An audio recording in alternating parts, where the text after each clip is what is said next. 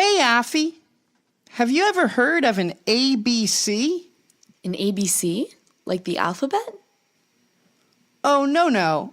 I mean ASD. Oh, yes, I have. Why, what's up? Turns out my little brother has one.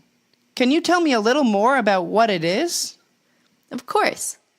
But first, let's review a little bit about the heart.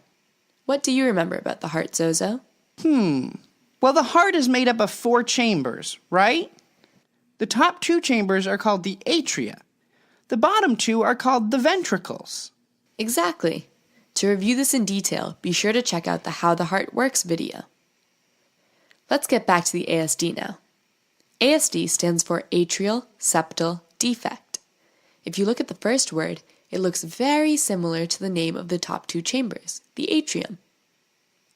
The second word, septal, is talking about the septum or the wall between your 2 atrium. And the third word, defect, refers to a hole or a part of the wall that is missing. So what does it mean to have an ASD? Well, it means that there is a hole in the wall. An ASD is actually something that has been there since the day you were born. Sometimes the hole is so little that it will close up all by itself. Other times, the cardiologist might decide that something needs to be done to close the hole. If they do decide that it needs to be closed, that typically means that the hole could cause some problems for your heart.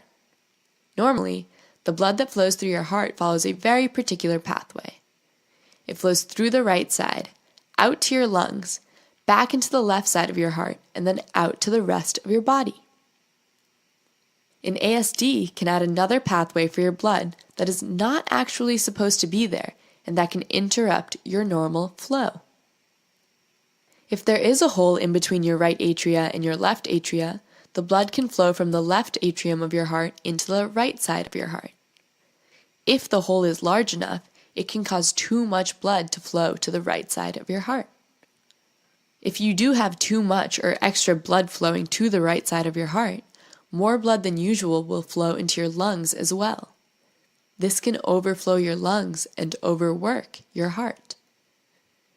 Sometimes, as a result, you may have a hard time breathing normally. Now, these problems don't always happen, but sometimes the cardiologist will make sure to avoid them by keeping an eye on the ASD over time.